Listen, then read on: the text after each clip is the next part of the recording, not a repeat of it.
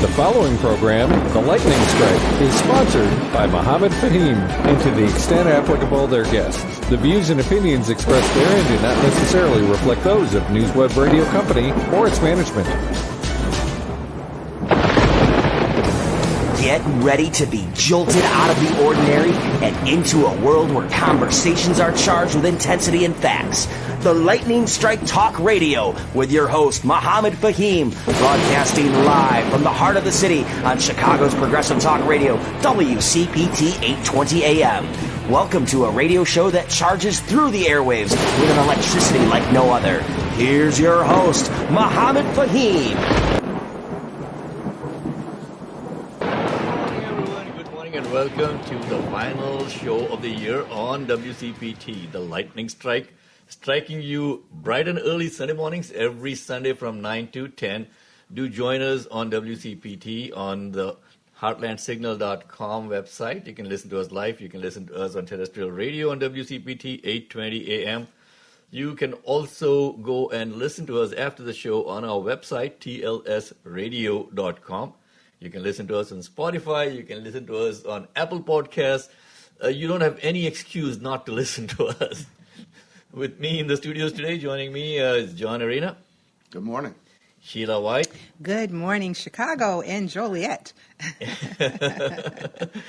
DeLuke is out sick. He might be calling in. We don't want him to come into the studios and spread whatever that he has. But final show of the year, guys. If you have anything that you want to share with us, feel free to join us. The number to call in is 773-763-9278. Let me repeat the number again, 773-763-9278. We got a lot of stuff to cover in our final show of the year. And hopefully next year we will be continuing these conversations, especially with the new administration coming in. There has got to be somebody who can get up and challenge Mr. Trump and his little trumpets. Okay. Okay. He's got a whole band of them. Okay. But jokes aside, folks, there are some new laws coming in Illinois, so we'll be talking about those. We will be talking today about America's role in the ongoing genocide in Gaza. What have we done? How has the U.S. public opinion shifted regarding aid to Israel? What specific military equipment has the U.S. provided to Israel in 2023 and 2024? What are the economic impacts of the U.S. military aid on Israel's domestic arms industry? And how does the U.S. military aid to Israel compare to aid provided by other countries? And also, Vivek Ramaswamy and Elon Musk having this infight going on now with Trump's team on the H-1B visa. And what Vivek Ramaswamy came out and said on Twitter, that Americans are dumb. I mean, just... Well, I'm not going to disagree Yep. based on what they just did in November.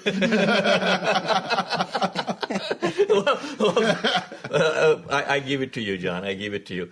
But, folks, these are important things that are happening in our country, and we have got to hold our elected representatives accountable. That's what the show has been all about. We are not going to pull punches, whether it's the right or the left.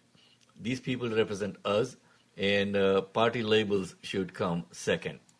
Okay, right. We have to put our country first, and then these people who are supposed to represent our values, we have to hold them accountable. We cannot go back and say that 98% of Congress has been bought over by AIPAC and other PACs.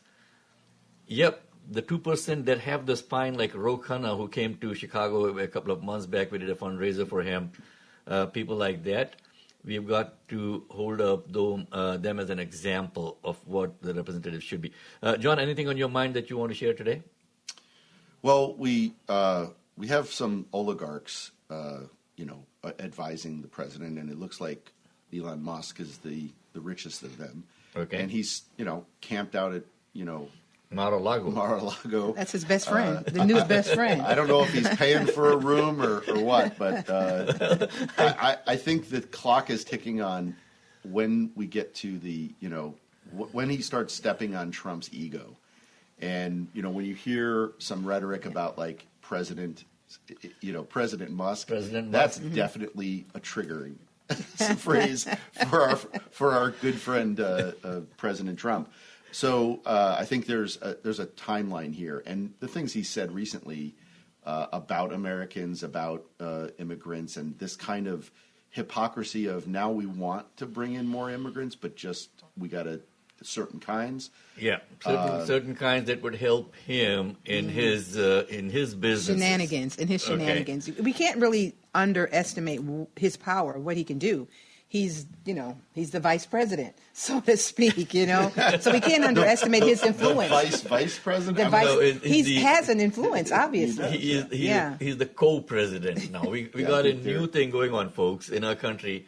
We have a president-elect and we have a co-president who's taken residence. And he has some really strange, and I think as we get into the show, we'll play a clip of his. He has this really strange view of what government is. Uh-huh. And I pulled this clip for today's show because we're going to be talking a lot about, what their relationship is in this time, both him and Ramaswamy. But this idea that is government a business? And I heard a lot about that when I was in office, run it like a business, this kind of stuff. And my opinion is no, it is the farthest thing from a business. Mm-hmm. And we'll talk about this as we get into the show, but we'll play the clip and what he talks about. Absolutely. So our person of the week, Sheila, you want to talk about our person of the week yes. and when she would be joining us? Yes, our person of the week should be joining us this morning. Her name is Crystal Barnes, and she is the director of Illinois Film and Television Workforce Program. And she orchestrates and facilitates meetings with representatives from the different studios in the Chicagoland area and the production communities to determine their greatest crew needs. And she develops different syllabus to cover the essential training that's needed and the different components that will be incorporated for the different institutions. There's NBC, CBS, all of these film companies in Chicago, and she's kind of working with the workforce. So we're really excited to talk to Crystal, who is a dynamic individual. She has a negative personality like John. Muhammad's still co-host here. It's a Chicago thing. So she should be joining us this morning. Well, folks, most people are not aware that Chicago is one of the filmmaking capitals of America. Yeah. Definitely. And there are certain institutions, that really promote filmmaking in Chicago. And I guess we got Crystal calling in. Yes, good morning, Crystal. How are you this morning? Good morning. I am absolutely great. Thank you. How are you guys? Crystal, we are always well. Any day that we get up in the morning, put our feet on the ground, we say, thank God, it's a great day for us, and let's make it better. Amen. So, Crystal, tell us a little bit about some of the great things that you're doing in Chicago. You're a producer. You've got films out and different series that we're able to enjoy. The Law of Moses was one of them, and you work with different people in the Chicagoland area. So, tell us a little bit about the fun you're having in your place there in Chicago. Gotcha. Well, again, thank you guys for having me on, and it's exciting to talk about what I do. First and foremost, I am an independent content creator, so I do writing. I write and produce different projects I have over the past few years. Well, I should say decades, so it's been a little bit more than a few years. But I also get to my role as the Film and TV Workforce Director with the Illinois Film Office. I get to work with a whole bunch of folks around the state regarding the entertainment industry and helping folks get positions as PAs, and also helping this state become better or more equipped to bring more productions in and provide labor for them, and to continue doing great things for the state film-wise. So, Crystal, let me ask you this. What do you think is the economic impact for what you are doing on the state of Illinois? Any numbers, anything that you can share with us? We think we haven't gotten our numbers for 24 yet, and I know our pre-pandemic numbers have been around. We beginning about 500 million, brought in 500 million for the economy around 2022, or pre-pandemic, and then we've been building up back to that number since. We've had a couple of things. Obviously, the pandemic, but the industry also suffered a number of strikes during 2023. With the WGA and with SAG. So with those back in play, we've been building up to those numbers as well. You know, Crystal, it's really important to talk about Chicago being in a hotbed for the film and television industry. A lot of people think LA is the spot, or Hollywood is the spot, or even Atlanta. But let's talk about some of the things that are happening in Chicago. I mean, it's a hotbed. You don't have to go to Atlanta, or you can, but Chicago is really a hotbed in this area, Chicagoland area, for film and television. And when you talk about PAs, there are so many students in colleges that are looking for positions, that are looking to get involved. How can they get involved with, the Illinois Film and Television Workforce Program? Sure, and it's true. Chicago, we're a hotbed. I think we're as far as the state, we're number 5 in the nation as far as productions coming in and producing here throughout the state. Chicago, obviously, being the biggest draw, and it's mostly due to our tax incentives, our tax credit. But we also, with the Illinois Film Office, we do a number of things. We have a production locations library, which is an extensive locations library where we help productions identify and obtain permissions to film at various locations around the state. We have a production guide that help. There's a diversity of folks who are on that list that provide services to the industry.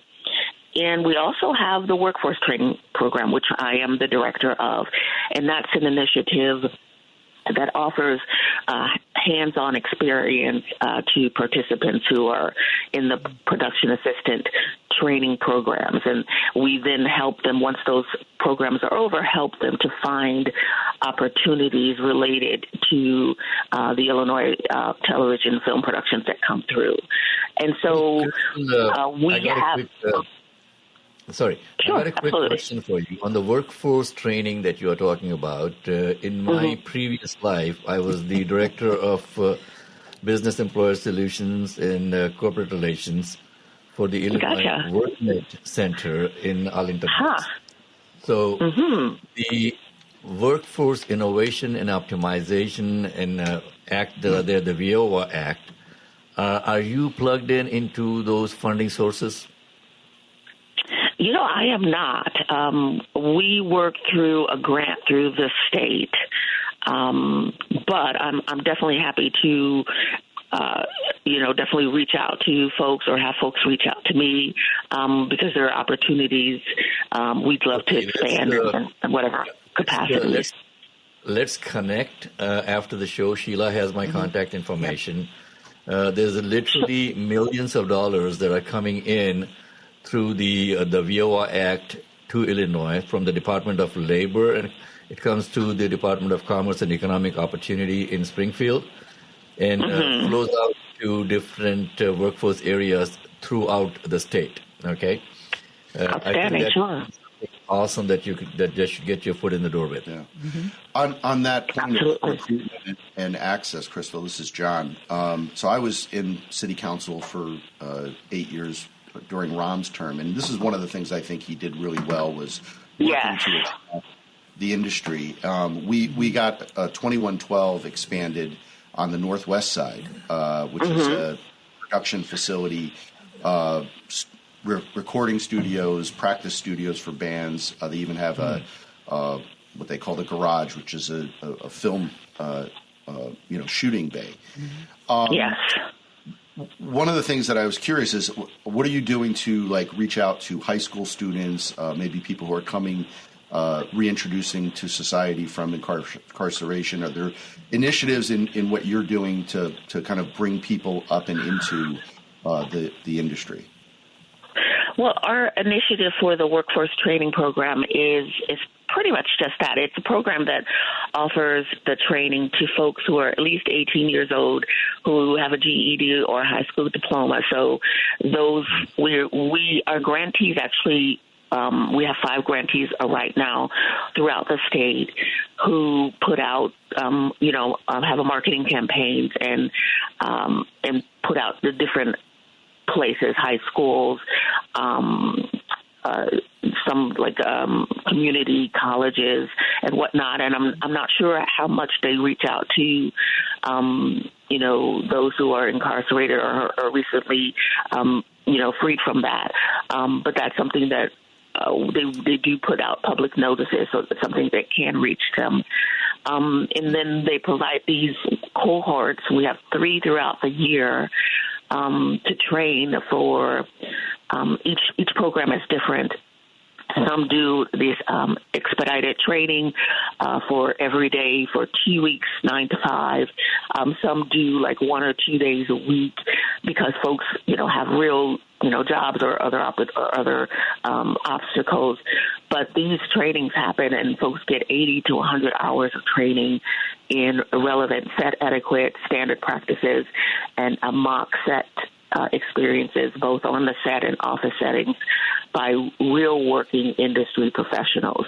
And once they've done that, they are really primed to go on sets. And most of our folks have been able to get work on anything from short-term, like commercial projects, to some of the longer projects. So we've got some folks who have gotten on the Chicago program with the Chicago PDs, the Chicago Fire, and those kind of shows. Yeah.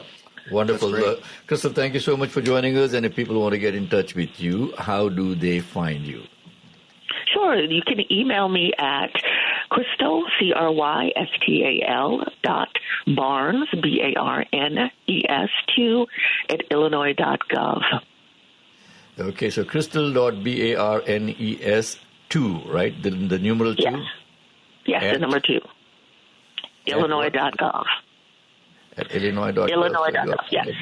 Okay, got it. Thank you so much, Crystal, for joining us. Then we'll take a quick break, folks. We'll be back on the other side of the break with new laws in Illinois, and then we'll take a quick look at what America has been spending its money on that we should be hanging our head in shame for what we have done to the rest of the world. On that note, let's take a quick break. We'll be back after this.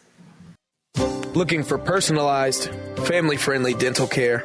Visit Distinctive Family Dental in Joliet, where Dr. Sunil Karup and his expert team bring 25 years of experience and state-of-the-art technology to your smile. Unlike corporate-owned practices, we focused on tailored care for every patient, ensuring healthy teeth and perfect oral hygiene. Discover why families trust us for all their dental needs. Call 815-439-1270 or visit distinctivefamilydental.com today.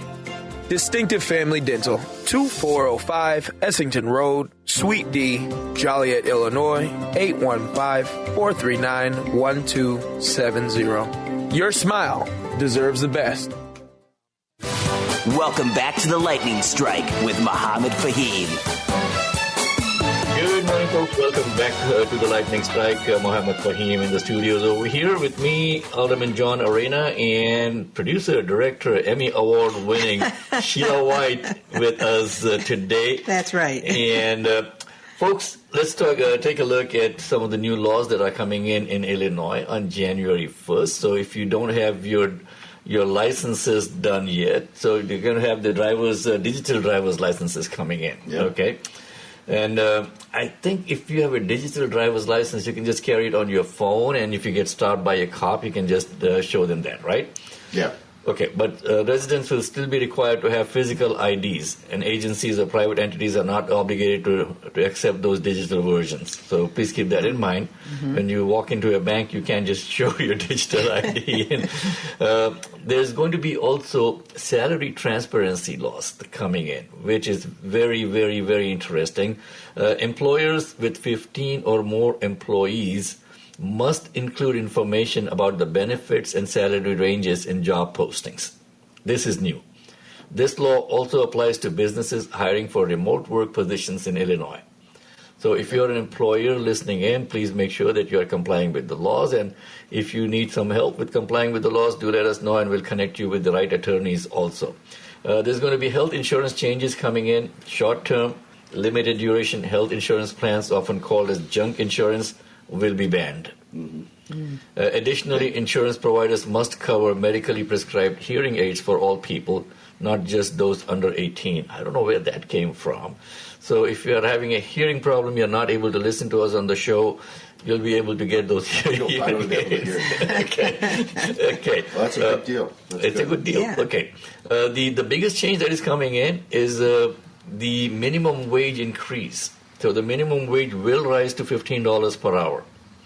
This is completing a ramp up that was initiated in 2019. Yep. Pay stubs now. Employers must provide detailed pay stubs to employees each pay period and keep these records for 3 years. 3 years, yeah. Yep. So some of the other notable changes, the student athletes at NCAA universities can now earn name, image, and likeness money directly from their universities. That's good. You know, because these kids were being so exploited by the universities in That's the right. past. Not anymore. Gyms must accept multiple ways for people to cancel their membership. I mean, they were so ripping off people. you get a gym membership, it was next to impossible to cancel Right. it, right? You have to be in person. Come in person. In person, you Yeah. have to bring your grandma with you and get Yeah. your grandpa's signature. Right. Okay. So they can accept email and online options also. Okay. Subscription renewals, that's another big one. Businesses offering free trials must notify customers at least 3 days before automatically renewing at a paid rate.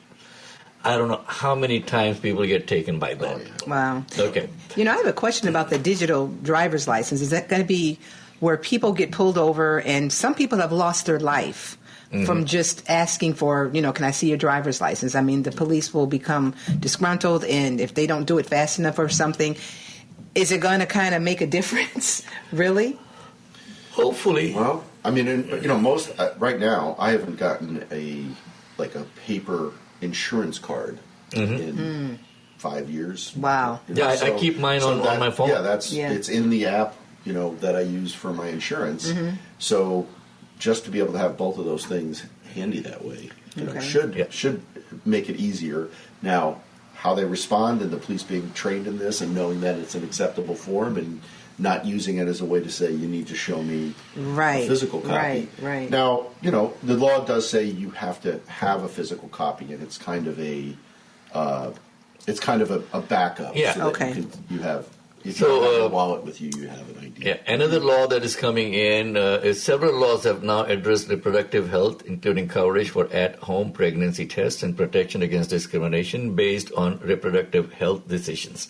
So that is also pretty important. I don't know how the Trump administration is going to be looking at it, because these guys seem hell-bent on making sure that everything that we have worked so far, so hard, they want to put everything in the dustbin. Right. Yeah. So these new laws now aim to enhance transparency, protect workers' rights, and address various aspects of daily life for Illinois residents. There's like 267 or 269 new laws coming in. Well, and again, I think it's a big number when you just put it out there. But every year, new laws come in and other laws are repealed. So this is the thing. This is what government does, right? We create laws to address problems, and they have to have an effective date.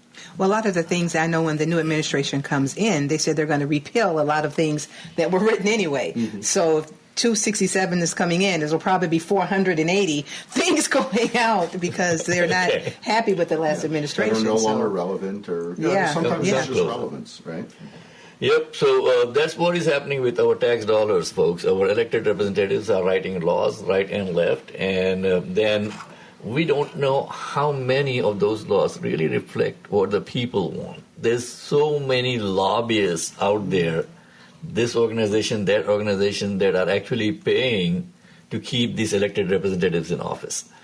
And that is the biggest beef that I have. Okay. On that note, again, we'll We had a lobbyist on last week, and she'll be back, right? So she's lobbying for the good side, for the good folks. So there are two sides to that coin, right? Yeah, but if you want to join the conversation, feel free to call us 773-763-9278 or WCPT. Today is the final show of the year for us, but we will be back bright and early come the first week of January. And then we got, less than 20 days before... lightning strikes, before the lightning strikes. For the lightning, literally. Before the lightning strikes and the tornadoes come in. So I don't know. I mean, I don't know what these guys have been eating, guys. I know Trump eats burgers and McDonald's, stuff. And now RFK Jr. has to eat that. I think he's required by law now to eat fast food, even though it's poison. So we'll take another quick break, and on the other side of the break, we'll come back with what is happening in the Middle East. How much money have we spent so far, and how many people has our money killed? That is something that America is going to be held accountable for a very, very long time, folks. And it does not matter which side of the equation we are on, who is in power, whether the Democrats or the Republicans. Things seem to be going haywire over there. And it is your money and my money that is being spent for this. We'll take a quick break. On the back side break, we'll come in with some more conversations. Again, the number to call in, 773-763-9278. And John has got a clip that you would want to play when we go into the next segment, right? Well, that's more about Musk, so maybe we'll do, right. we'll so do the next Israel segment. and Gaza, and then we'll come in after that. Sounds good. Okay, folks, we'll be right back. Lightning strikes, my friend. Are you ready to spark change? Tune in to the Lightning Strike Talk Radio Show, where we tackle today's biggest issues with a bold, progressive voice. Hosted by Muhammad Fahim, we dive deep into politics, social justice, and the stories that shape our communities. Want to stay informed and inspired? Head over to TLSradio.com for full episodes, exclusive content, and updates on upcoming shows. That's TLSradio.com, where lightning strikes. Welcome back to the Lightning Strike with Muhammad Fahim. Good morning, folks. Welcome back to the Lightning Strike. So U.S. public opinion now regarding aid to Israel has shifted significantly since the beginning of the Israel-Hamas conflict in October 2023, right? Initially, there was widespread support for U.S. military aid to Israel, but this sentiment has changed over time. Now, everything that we are talking about today, folks, if you go to our website, tlsradio.com, and there's going to be a link to all the documentation that we are talking about. So you can download all the sources. You can take a look at where we are getting our facts from so that you can see where facts matter on WCPT, as they say. And we have all the backup documentation that you can see that will be posted on our website. So declining support for military aid. Now, a growing number of Americans now advocate for reduced military involvement and increased focus on humanitarian assistance and diplomatic efforts. Makes sense. The majority of Americans, 55%, now disapprove of Israel's military actions in Gaza, while only 36% approve, according to a March 2024 Gallup poll. So this is very important. Younger Americans now express stronger opposition to Israel's actions and favor a ceasefire, while older Americans remain more supportive of Israel. Republicans continue to show majority support, 64% for Israel's military efforts, while Democrats and independents have become increasingly opposed. And these are all polls that we're quoting from, and you can see the sources when you go to our website. 61% of Americans now say that the U.S. should play a role in diplomatically resolving the Israel-Hamas war. There's growing emphasis on humanitarian aid and diplomatic solutions rather than military support. Makes sense, because America has always upheld, the humanitarian values that we so espouse over here. Mm-hmm. Some of the factors that are influencing the opinion shift: the prolonged nature of the conflict and its impact on Palestinian civilians, have contributed to the change in public sentiment. Every single day when I get up, I hear 30 killed, 14 killed, 15 killed. What the heck is happening over there? And children. Children and women and hospitals, yes. Universities, colleges, everything being bombed to smithereens. There's increased awareness of the humanitarian crisis in Gaza, and this has led to more criticism of Israeli actions. Now, this shift in public opinion represents a significant change from the initial widespread support for Israel following the Hamas attack on October 7. Even we were like, this is crazy. The attack should have never happened. True. Okay. Yeah. So, Hamas was the initial villain in this whole game. But what happened afterwards is so much worse. This reflects the growing concern about the humanitarian situation in Gaza. And now there's little kids freezing to death over there. Not just being hungry, freezing to death because of the cold. Okay, there's no water to drink. There's no food to have. There's no warmth. And just taking care of their loved ones that have gone on. They're crying over these bodies. I mean, they can't have a proper funeral for their loved ones. It's a devastation. So let's take a look at America's role in the ongoing genocide in Gaza. John, you have the notes. You want to go through that, if you don't mind, please? Sure. So we've since October 7th, $17.9 billion in military assistance to Israel. Wow. Highest amount in American history. Wow. An additional almost $5 billion spent on U.S. military operations related to the conflict. Total U.S. spending just shy of $23 billion on military operations. About a third of the reconnaissance flights over Gaza are American aircraft. We're continuing to deploy ballistic missile defense systems and fighter squadrons and B-2 bombers to the regions. And I think this is, once the numbers start adding up at this level, I think this goes back to the shift in public opinion, not setting aside the absolute destruction of life. But, when the numbers start coming in and people see this and, all the conversation about where are we spending our money and what are we doing with it and what are our tax dollars doing overseas, and how does that then translate into the perception of America as being part of this oppression, part of this genocide. Obviously, we've talked about this, the United Nations, I think it's 49 resolutions have been vetoed by the United States. United States. Which is crazy.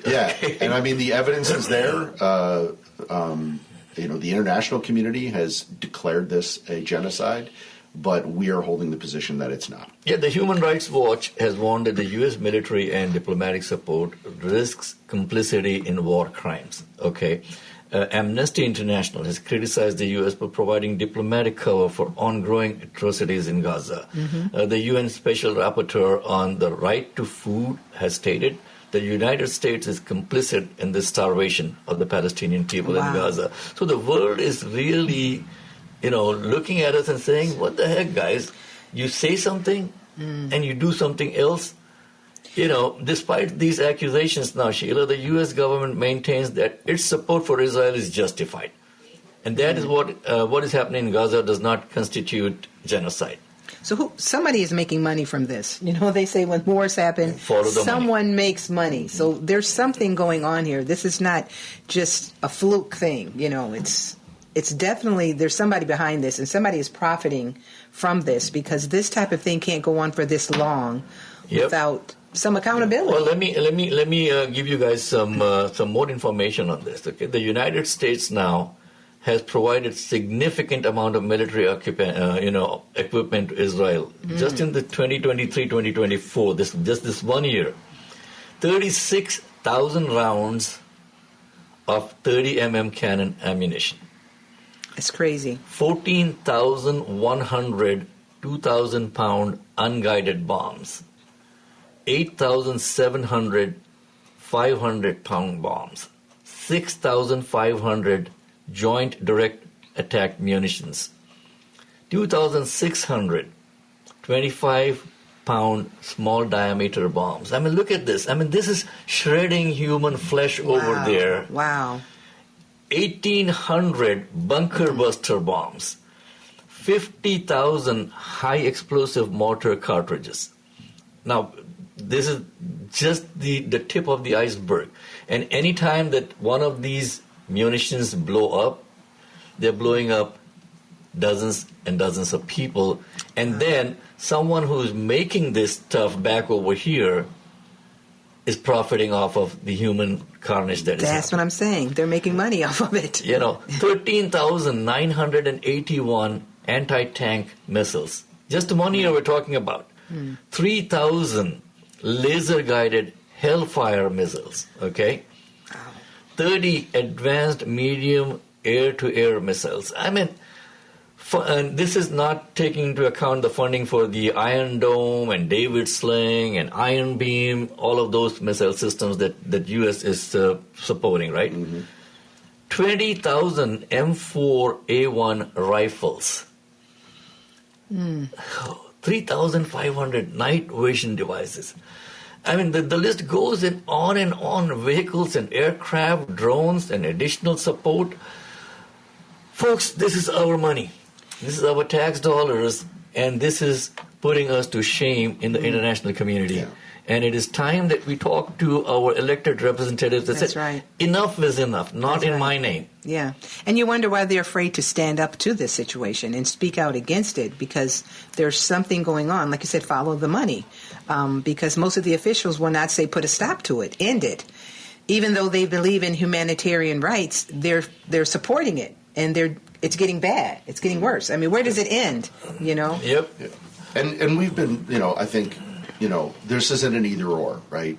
Israel deserves support and a right to exist. Oh, absolutely. That's right. John, no one is denying that Israel has a right. It's important to iterate it, and that's true. But as we're well more than a year since the event that triggered this, but you can't deny and ignore what was going on before that would trigger such an event. Well, it was and then it's what you get an initial response. The question is, what's proportional? And we've always talked about in our responses to terrorist attacks, what's a proportional response? And I feel like we've lost that in our political dialogue, in our State Department, reasoning on what our support is doing. And we have influence over Israel. Netanyahu is a particularly difficult individual, but there's public support in Israel is moving in this direction as well. So we have to look at the big picture and say, how do we get back to a dialogue of talking about the human rights on both sides of this equation and the human rights the problem is there. The problem is that our media and our so-called leaders have dehumanized the Palestinians. That's very true. Okay, they don't even consider them as humans. And that is something that we should be hanging our head in shame for a lot of years, if not for eternity. Okay, someone has got to get up and speak up against this. Yeah. And we see that in the, as we were going to talk a little bit about immigration and the incoming administration and how the dehumanization of certain people over others, right, is kind of part and parcel to the dialogue here. And that's what Netanyahu represents. That's what the Trump administration is going to, represent. What we have to push back on and be educated about, and use our voices to balance the conversation. Absolutely, folks. And remember this: that it is your voice, your vote. It is our country, man. Let's make sure that we take it back and we go back to the fundamentals that our country was founded on. And one of the fundamentals was human rights are the fundamental rights for all of us. We'll take a quick break and we'll be back on the other side of the break with our final segment as to what the heck is happening with the Department of Government Efficiency coming in so inefficiently with two co-leaders. Okay, so we got a president and a co-president, and we're going to have a Department of Government Inefficiency pretty soon coming in, breathing down our neck. We'll be right back after this break, folks. You're listening to The Lightning Strike. I'm your host, Mohammed Fahim. With me in the studios for the final show of the year, John Arena and Sheila White.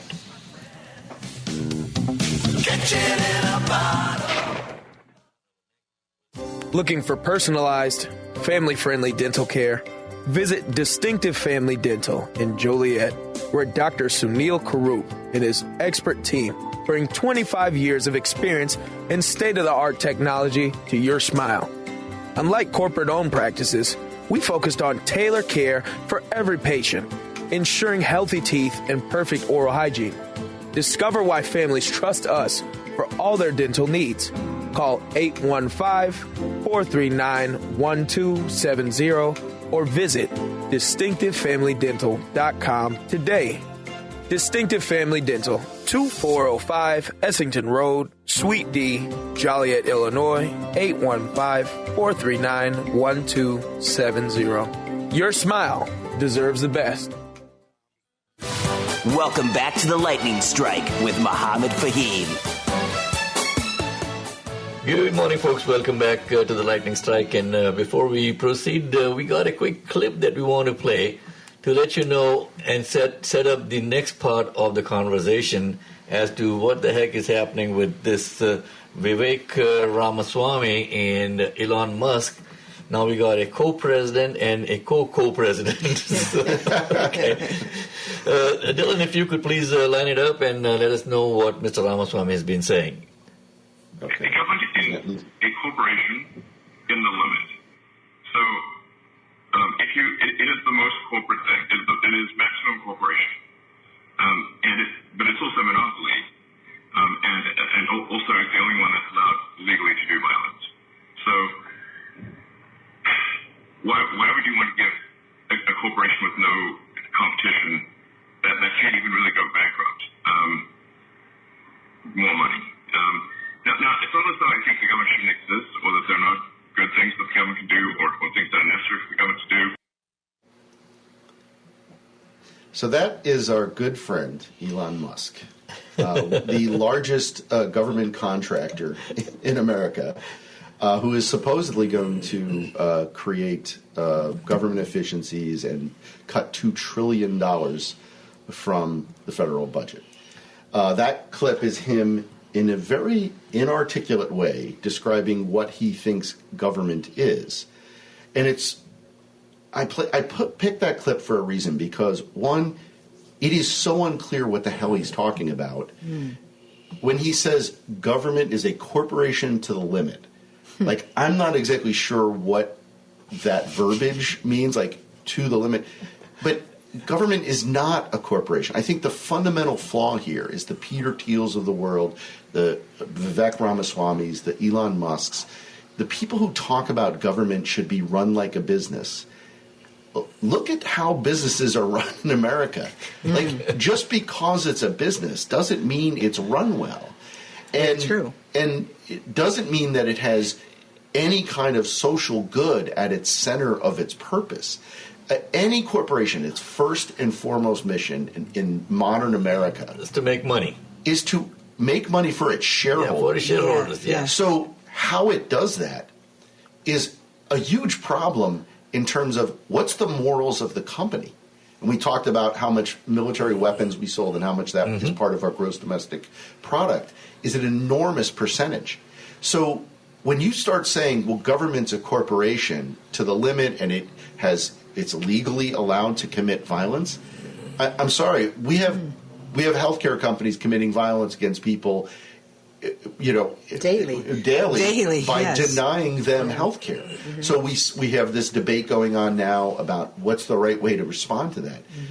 I'm not saying committing violence is the way to do it, but his inability to articulate his message there and then at the end go, well, I'm not saying government doesn't do good things, is always kind of like an add-on to this conversation, as if, well, it does good things, but we got to make sure we cut it to the bone.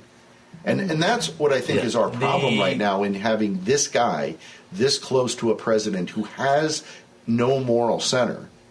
And we're going to run the American entity, the American government, as a business that can't John, let me jump in real quick. Sure. Now, our great president who's coming in How successful has he been running a business? Oh, wow. Yeah. Let's look at the track record. Let's look at Look at the track record. the number of settlements and bankruptcies that he has to do. Yeah. So why would you put more money towards a guy who takes a perfectly running business and runs it into the ground, and also statistically now, the chances of a new business succeeding in the first year is less than 20%. Okay? So with these guys of buffoons coming in and each one trying to prove he is smarter than the other person, Wow. you're going to have a 3-ring circus or a 5-ring circus going on in Washington starting January 20th, folks. And this is what we've seen in this initial, our Congress has not been able to get an annual funding bill done in the 2 years it's been in. So we have been doing continuing resolutions with just holding spending at current levels. This last negotiation, they did extend the debt limit. Well, no, they did not. That was what they were asking for. What they were asking Trump for, knows his tax cuts that he wants to expand are going to explode the deficit like it did the first time to the tune of $3 trillion. And he wants to do it again, so he's like, well, let's get that out of the way. And the irony is the far right, who doesn't understand what the debt limit is versus deficits, are like, no, we can't do that. And so they do it. But what's important is what they stripped out of that. They stripped out $116 billion for pediatric cancer research. They took that out of the continuing resolution. Oh, man. Okay. So this is what goes on in our gut, like to the point of government does good things, like trying to cure cancer in children. This is our government at work, folks. And so Vivek Ramaswamy now, he has advocated for major reforms to the H-1B visa system, which basically he says it's badly broken. Now this brings in qualified people from overseas for which there is no American talent available. Okay, so that's the H-1B. Supposedly. Yeah, supposedly. Now, Ramaswamy proposes replacing the current lottery-based selection process with a merit-based system, which is a good idea. He criticizes the program for tethering workers to a single sponsoring employer, lightening it to indentured servitude. Good idea. But despite his criticism now, Ramaswamy's former company, Roivant Sciences, used the H-1B program 29 times between 2018 and 2023 to hire skilled foreign workers. Don't tell me that there are no skilled American workers available, okay? This guy is now talking about revamping this system, which he has basically exploited himself in the past.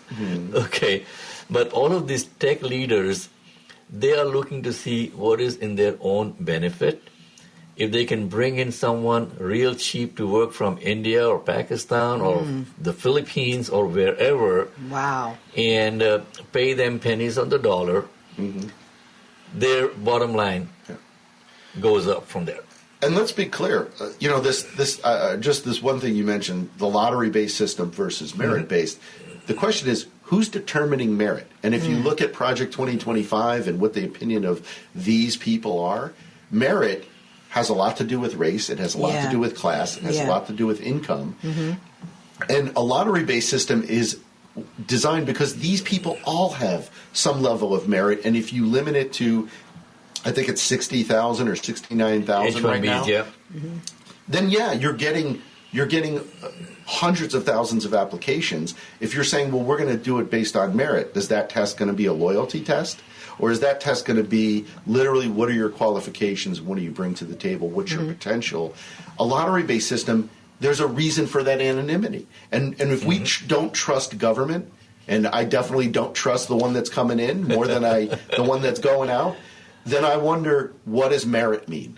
And I don't think these guys are the ones that define it well for me. Well, and I don't think that the bureaucracy, the civil servants that are sucking up to Trump, and they want to get rid of all the, people that are already there who have the experience in government. They want to get rid of them and bring in loyalists to Trump. who will be leaving the federal prison system as January 6th convicted felons and coming into government jobs. I'm pretty sure he's got a list. Folks, on that note, we are coming up to the end of our broadcast for this year. This is the Lightning Strike. I'm your host, Muhammad Fahim. With me in the studios, Ken DeLuke and Sheila White. Joining us this year has also been Congresswoman Marie Newman as the co-host, and Maria Mozaffar is joining us going into the new year. Ken DeLuke has been the co-host and the co-producer since the beginning of the show. And we wish you all a very happy and productive new year, 2025. Don't be afraid of these bozos coming into the federal government. Okay, 2 more years, Congress is going to change over again. Keep your faith, folks, and keep listening to the Lightning Strike for facts that matter. And we are going to be putting all of these things up on our website, so you can go back and check out everything that we've been speaking about over here. What are our sources, so we don't make up anything over here for you. On that note, have a very, very happy new year. Stay out of trouble. Don't drive drunk. Anything else that you guys want to add that you don't need to do? Don't puke all over Grandma's Just carpet. watch where the lightning strikes. That's what I'm saying. Happy New Year to you both, and Happy New Year, everybody out there. Be safe. We really appreciate it. Okay, folks, over and out. The preceding program, The Lightning Strike, was sponsored by Muhammad Fahim, and to the extent applicable, their guests. The views and opinions expressed therein do not necessarily reflect those of Heartland Signal, LLC, or its management.